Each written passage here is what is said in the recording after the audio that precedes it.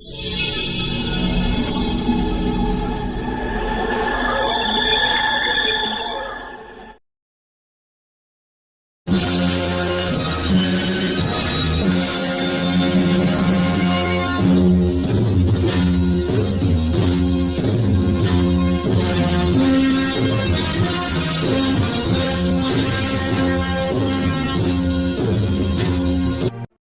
عزیزوں کے چہرے دیکھنا نہیں چاہتا تھا جو ہر موڑ پر سامنے کھڑے ہوئے اس کا مذاق اڑاتے نظر آتے تھے۔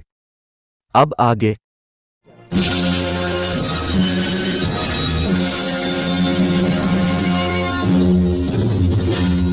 آخر شدید عالم جبر میں شیخ ولی محمد نے اپنا آبائی شہر چھوڑنے کا فیصلہ کر لیا۔ ایک دن اس نے اپنے مالک سے درخواست کی کہ وہ اسے کسی تجارتی قافلے کے ساتھ بغداد بھیج دے سکے کا وہ سوداگر شیخ ولی محمد کی محنت و دیانت داری سے بہت خوش تھا، اس لیے ایک کام کے آدمی کو کھونا نہیں چاہتا تھا۔ مگر جب شیخ ولی محمد نے اپنی مجبوریاں بیان کی تو وہ بادل ناخواستہ راضی ہو گیا۔ بغداد روانہ ہونے سے ایک دن پہلے شیخ ولی محمد خانہ کعبہ میں حاضر ہوا، نماز ادا کی اور بیت اللہ کی دیواروں سے لپٹ کر گریہ وزری کرنے لگا۔ اے اللہ، تیری اس نشانی کی قسم، اہل مکہ نے مجھے پر یہ متبرک زمین تنگ کر دی۔ میں اس دیار پاک کو چھوڑنا نہیں چاہتا تھا کہ یہاں تیرا پہلا گھر ہے جسے تیرے خلیل نے تعمیر کیا، اور میں اس شہر مقدس کو چھوڑتا بھی کیسے کہ یہاں میرے آقا حضور اکرم صلی اللہ علیہ وآلہ وسلم پیدا ہوئے، جو تیرے سب سے بڑے رسول، سب سے بڑے صادق اور سب سے بڑے امین ہے۔ تو حاضر و ناظر ہے، اس لیے خوب جانتا ہے کہ میں ایک بہت کمزور انسان ہوں۔ عزیزوں اور دوستوں کا تحقیر آمیز سلوک مجھ سے برداشت نہیں ہوتا۔ ہجرت رسول کے صدقے میں مجھے پر یہ طویل و دشوار گزار سفر آسان کر، اور غریب الوطانی کے عالم میں میری مدد فرما کے سب شاہ و گدا تیری مدد کے محتاج ہیں۔ شیخ ولی محمد ہچکیوں کے ساتھ اور تھا کہ اچانک اسے اپنے شانے پر کسی کے ہاتھ کا دباؤ محسوس ہوا۔ وہ چونک کر مڑا۔ سامنے ایک سفید ریش بزرگ کھڑے تھے جن کے چہرے پر ایک عجیب کی روشنی تھی۔ شیخ ولی محمد بزرگ کو دیکھتا ہی رہ گیا۔ صادق اعظم کا غلام ہے تو ہمیشہ سچ بولنا، اور امین اعظم کی الفامت میں ہے تو کبھی خیانت نہ کرنا۔ تو نے لوگوں کو امانتیں لوٹا دیں، اچھا کیا ورنہ ہلاک ہو جاتا ہے، کہہ کر روشن چہرہ بزرگ ایک طرف جانے لگے۔ شیخ ولی محمد حیران تھا کہ ایک اجنبی شخص کو اس کے ذاتی حالات کس طرح معلوم ہو گئے۔ وہ تیز قدموں سے چلتا ہوا بزرگ کے قریب پہنچا اور بڑے مدب لہجے میں عرض کرنے لگا، میرا یہ سفر کیا ہوگا، اور کیا میں اپنی کوششوں میں کامیاب ہو جاؤں گا؟ اللہ کے سوا کسی کو معلوم نہیں کہ کل کیا ہوگا۔ بزرگ نے پر جلال لیجے میں کہا، جو کچھ بتایا گیا ہے اس پر عمل کر رسوا ہونے سے بچ جائے گا۔ بزرگ کا جلال روحانی دیکھ کر شیخ ولی محمد مزید کچھ پوچھنے کی ہمت نہ کر سکا، اور دوسرے دن اپنے 10 سالہ بیٹے محمد علی کو لے کر ایک تجارتی قافلے کے ساتھ بغداد روانہ ہو گیا۔ دراصل شیخ ولی محمد بغداد اس لیے آیا تھا کہ یہاں تجارت اور روزگار کے بہتر مواقع حاصل تھے۔ وہ دوبارہ دولت جمع کر کے اپنا کھویا ہوا معاشرتی وقار بحال کرنا چاہتا تھا۔ شیخ ولی محمد کی شدید خواہش تھی کہ اس مقصد میں کامیاب ہو کر مکہ معظمہ واپس لوٹے گا، اور جن عزیزوں اور دوستوں نے گردش کے وقت اسے دیکھ کر حقارت سے منہ پھیر لیا تھا، انہیں بتائے گا کہ وہ ماضی کی تمام تر روایتوں کے ساتھ ابھی زندہ ہے۔ شیخ ولی محمد اپنے انہی سلگتے ہوئے خیالات کے سہارے شب مگر کئی سال گزرنے کے باوجود اسے بغداد میں بھی سکون و اطمینان حاصل نہ ہو سکا۔ روز اول کی طرح اس کے سارے خواب تشنہ تعبیر تھے۔ مجبور وہ بہتر مستقبل کی تلاش میں ہندوستان پہنچا۔ کچھ سالوں تک دہلی میں جدوجہد جاری رکھی، لیکن جب خاطر خواہ کامیابی حاصل نہ ہو سکی تو ایک مقامی دوست کے مشورے پر گلبرگہ دکن چلا آیا۔ یہاں شیخ ولی محمد کی سوئی ہوئی قسمت نے عجیب انداز سے کروٹ لی۔ اب اس کا بیٹا محمد علی جوان ہو چکا تھا۔ گلبرگہ میں شیخ ولی محمد کی ملاقات حضرت سید گیسو دراز بندہ نواز کی درگاہ کے مجاور سے ہوئی۔ حضرت سید محمد گیسو دراز سلسلہ چشتیہ کے مشہور بزرگ حضرت نصیر الدین چراغ دہلی کے خلیفہ اکبر تھے۔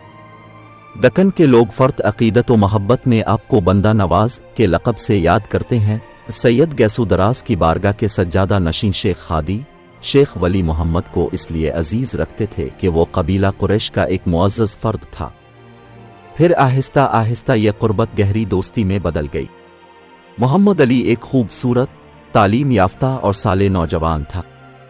शेख हादी के दोस्तों ने उन्हें मशवरा दिया कि वो मोहम्मद अली को फ़र्जंदी में कबूल करके अपनी जवां साल बेटी के नाजुक फरीज़े से सुबुकदोश हो जाएं। शेख हादी ने किसी तअम्मुल के बगैर इस रिश्ते को मंजूर कर लिया। शेख हादी की बेटी से शादी के बाद मोहम्मद अली को गुलबर्गा में एक ख़ास मकाम हासिल हो गया था। शेख वली मोहम्मद ने चीन की सांस ली, मगर उसके सुकून की यह मुद्दत बहुत मुख्तसर थी। मोहम्मद अली के पहले बेटे की पैदाइश पर वो बहुत खुश था कि अचानक आखिरी सफ़र पर रवानगी का हुक्म पहुंचा।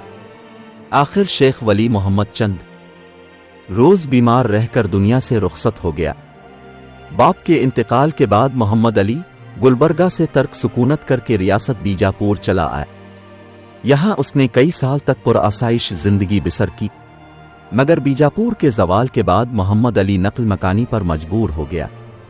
अब वो अपनी बीवी और 4 लड़कों शेख इलियास, शेख मोहम्मद अली, शेख मोहम्मद इमाम और शेख मोहम्मद के साथ ज़िला कोलार की तरफ बढ़ रहा था। कोलार में मोहम्मद अली के बहुत से शनासा मुकीम थे, इसलिए यहाँ इसे किसी किस्म की माली दुश्वारी पेश नहीं आई और वो गरीब अलवतन होने के बावजूद पुरसुकून और आबरूमंदाना जिंदगी गुजारने लगा। फिर जब शेख मोहम्मद अली का इंतकाल हो गया तो उसके 3 लड़के तलाश माश में कोलार से निकल खड़े हुए। सबसे बड़ा भाई शेख मोहम्मद इलियास अपनी बीवी और बेटे शेख हैदर को कोलार में छोड़कर ततजाबिर चला गया। 2 भाई शेख मोहम्मद इमाम और शेख अली मोहम्मद कर्नाटक जाकर वहीं मुलाजिम हो गए। सिर्फ चौथा और आखिरी भाई शेख मोहम्मद कोलार ही में मुकीम रहा। चंद साल बाद शेख हैदर ने राजा मैसूर करशना उडमीर की मुलाजमत अख्तियार कर ली। मैसूर की मुख्तसर तारीख यह है कि मई 1399 वो द्वारका से 2 भाई वजियारा और करशनारा या जुनूब की तरफ से आए और हडनाड में मुकीम हो गए, जो मैसूर के करीब है। हडनाड के राजा की बेटी देवाजी एक इंतहाई पुरकशिश शख्सियत की मालिक थी। देवाजी के हसन का शहर बनकर करीब वो जवार के कई राजा, जमींदार और जागीरदार उसके इश्क में मुबतला हो गए थे। उन सब में का रौगली का राजा देवाजी को जुनून की हद तक चाहता था। उसने कई बार इरादा किया कि वो हडनाड के राजा को देवानी के रिश्ते का पैगाम भेजे, मगर वो खानदानी एतबार से हिंदुओं की एक नेक जात से ताल्लुक रखता था। अपने उस एहसास कमतरी के बाउस का रौगली का राजा देवाजी के लिए शादी का पैगाम न भेज सका और दिल ही दिल में किसी गीली लिकड़ी की मांग सिमटता रहा। फिर जैसे ही कुछ दिन बाद हडनाड के राजा का इंतकाल हुआ, उसकी आतिश शौक पूरी शिद्दत के साथ भड़क उठी। कारोगिली के आश्क मजाज राजा ने किसी ताखीर के बगैर अपने 1 इंची को खत देकर हडनाड रानी के पास भेज दिया। रानी कारोगपली के राजा का खत पढ़कर गस्से से कांपने लगी। उस कम जात की ये हिम्मत कैसे हुई कि वो अकेला नस्ब खानदान से रिश्ता के बारे में सोच भी सके।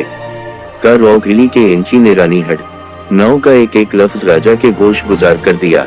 अपने ज़ुक़ की तकमील के लिए एक बहाना उसके हाथ आ गया था। फौजी नक्ता नजर से हडनाड एक मामूली रियासत थी। राजा का रौगली ने रानी की उस कमजोरी से फायदा उठाया और एक मुख्तसरी जंग के बाद हडनाड पर कब्जा कर लिया। अगर हमारा वीडियो आपको पसंद आया है तो हमारे चैनल को सब्सक्राइब कीजिए और बेल का आइकन दबाइए। हमारी वीडियो आप तक जल्द से जल्द पहुंच